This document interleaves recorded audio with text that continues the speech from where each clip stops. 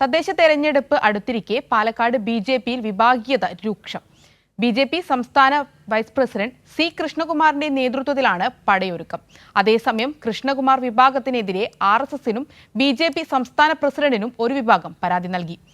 കൊപ്പം വാർഡിലെ ബയോമെഡിക്കൽ ലാബിന്റെ കട്ടിളവയ്ക്കലും സുൽത്താൻപേട്ട വാർഡിലെ ചെട്ടിത്തെരുവ് anganwadi ഉദ്ഘാടനവുമാണ് വിവാദമായത്. PT. Usha MP. ഉദ്ഘാടനം ചെയ്ത പരിപാടിയിൽ പാലക്കാട് നഗരസഭാ ചെയർപേഴ്സൺ പ്രമീള ശശിധരൻ, വൈസ് ചെയർമാനും ബി.ജെ.പി സംസ്ഥാന ട്രഷററുമായ ഇ. കൃഷ്ണദാസ് എന്നിവരെ ക്ഷണിച്ചില്ല. രണ്ട് പരിപാടികളിലും പങ്കെടുത്തത് ബി.ജെ.പി സംസ്ഥാന വൈസ് പ്രസിഡന്റ് സി കൃഷ്ണകുമാറും അദ്ദേഹത്തിന്റെ പക്ഷക്കാരും മാത്രം. ഉദ്ഘാടന പോസ്റ്ററിലും കൃഷ്ണകുമാറും വാർഡ് കൌൺസിലർമാരും മാത്രമേ ഉണ്ടായിരുന്നുള്ളൂ.